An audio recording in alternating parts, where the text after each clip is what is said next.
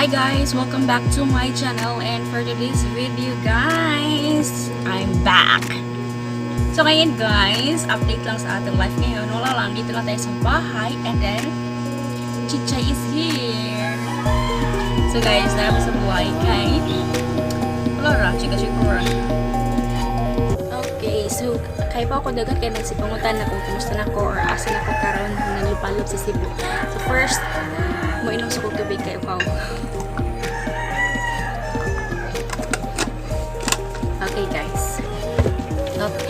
So tanan lang nga og update kung asa na ko karon or nagunsa na ko karon. So guys, nagkuan ko karon og negosyo ng kamay which is online selling, and I know before na ako yung online selling nilikuan which is yung mga drinks or soft drinks, but now nag-switch na sad ko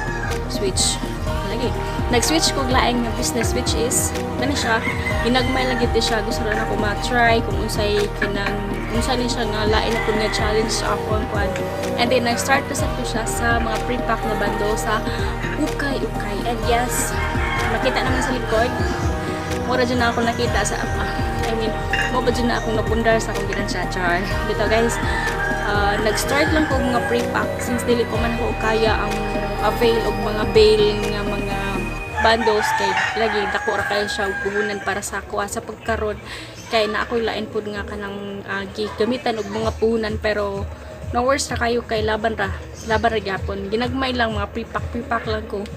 Depende ra sa ninyo kung unsay pabor or unsay patok sa inyo nga location. So since ako ang patok sa ako is mga denim shorts and mga trousers. Sadit lang. O mo to siya, kinahanglan lang siya nimo og kanang laban ra gyud mong pagpaningkamot laban sa posting og sa pagkakaroon dili pa nako makaya jud nga mag kanang sa tawag na kinabitang ikaw jud mo mismo mo mag-model or pag first ako yung kuan mo to ni gamit ko sa live mga social media nako. Sa Facebook wala pa ang gigamit pa nako isang Shopee account which is better kay kanang dili ka makuan like sa Facebook nga kanang kiwuman ka kasi syempre mura ka nag-expect ba nga ang imong mga friends mudumog dito sa imong hanya dili dito malit sa ouch niya mo tinitry ko sa Shopee. That time pinaka na kuan dyan ako is isa pa gito ka order, bahala na lang sa 1 hour na ko nga pag live isa gid ka order and nakuan, and finally na nakuan masad na as in dili man sa iyo siya nga bugos buyer kay i-confirm gid niya bahala na lang gid ka nang isa ra gid. So mo na ko so why not kaya ra mo dai. So next day na pud nga to kanang bawi-bawi ra gid ang imong gipuhunan ginagmay nga ginan siya as basta lang kay kanang nakabaw ko ba nga muna siya ang kadang flow sa online or sa okay business, diba? Risky man gud kay siya kay di ka kaybaw kung unsay gihatag sa imong supplier, and waka kaybaw syempre labi na kay pre-pack.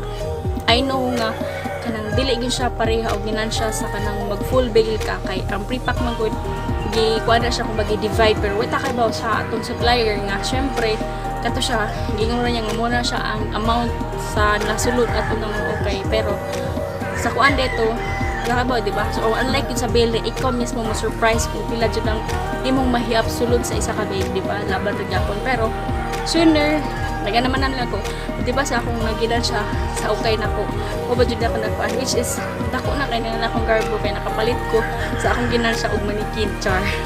Ito naka-reorder or repurchase sad ko og mga pre-pack ginagmay lang jud bahala na lang as long as naa jud sa piso na ginan siya dako na kay nakalipay na ko, diba? O mo to siya sa pagkaroon di-manage na ko siya hinahinay balag kapoy kay syempre daghan kag mga dapat ati manunon, diba, pero laban ra gyapon ta. So katong mga nagplano nga mag-ukay business, so laban ra gyud, go pray nga makaya nimo, and positive lang gyud always kay ang ukay risky kayo siya nga business. Okay, bye guys, next time na pod.